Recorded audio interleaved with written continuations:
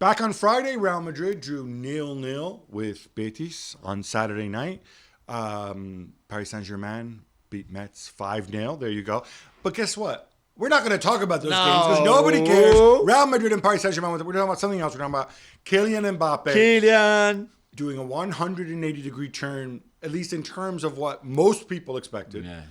Sending a WhatsApp on Saturday to Florentino Perez and saying, thanks, but no thanks. I am staying in Paris.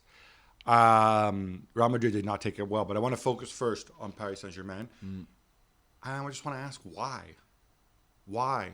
All season long, contract, not contract, why? Well, I think he felt that there were still things he could achieve at the club, like becoming the all-time top goal scorer if you want, hopefully lifting the Champions League as captain, those kind of things. But these are things that he could have thought that he could have achieved before, right?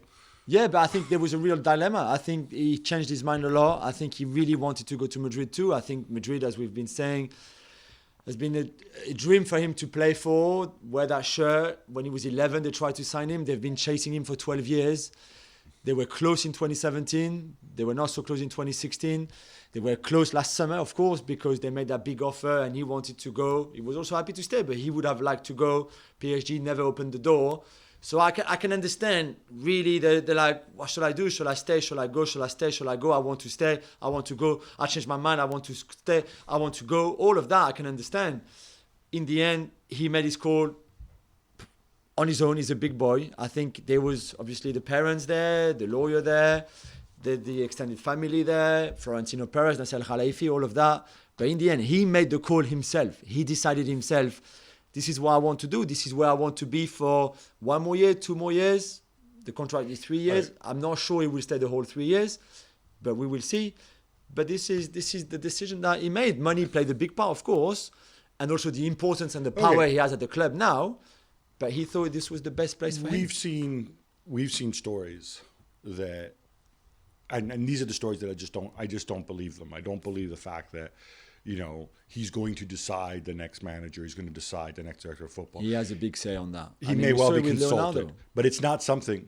But it's not something that you're going to put in a contract. There's a difference between a player who, he's your star player, he's your biggest asset. There's a difference between you're going to consider how he feels about the manager and how he feels about the director of football. There's a difference between that and having it actually be part of the agreement, the way some people are reporting. But it happened with big players before. I don't think it was ever written down with Messi, and also it happened because that's what you're going about Messi. This is not written down. And Tata Martino.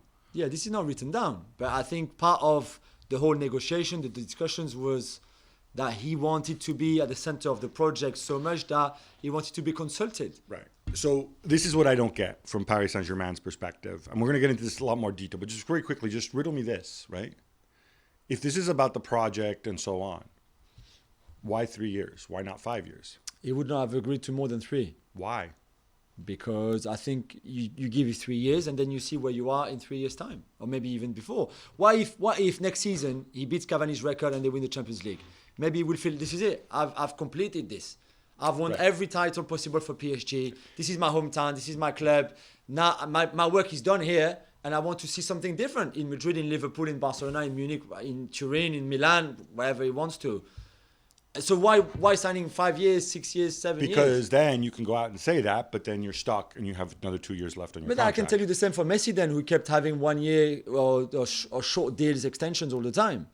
Right. Well, no, but that's because Messi wanted to maintain the power. This is the thing. This is the thing I don't. The same for Mbappe.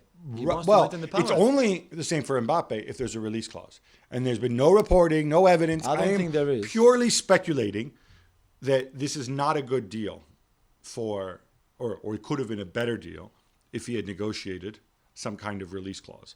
And I wouldn't be surprised. Whoever's advising him, what? I think it's a very good deal for Mbappe. Maybe financially it is. Again, we don't have a clear handle on the numbers. There's crazy numbers going out there. Yeah. I was told by someone I think is pretty reliable that his base salary is 40 million euros a year. There's much higher numbers floating out there. There's people talking about monster amounts. This obviously prompted a bad reaction from Javier Tebas. Bad in the sense that he's very angry, the president of La Liga. Obviously, Real Madrid also furious. They feel that they were let down. I think Tebas has a point from a financial fair play perspective. This is a club that lost 350 million between 2019 and 2021, albeit pandemic affected. They're going to lose an enormous amount again this year because they signed Messi and Donnarumma and Danilo and Hakimi and Wijnaldum to massive contracts. There are rules, he's saying. In La Liga, they do enforce them, as we've seen with Barcelona. Yeah. This is something I think we're going to get into on the podcast. We're also going to get into Real Madrid and where they go to next. Well, thank you very much for watching ESPN on YouTube. For more sports highlights and analysis, be sure to download the ESPN app. And for live streaming, premium content, and let's not forget as well, ESPN FC 7 days a week. Subscribe to ESPN Plus.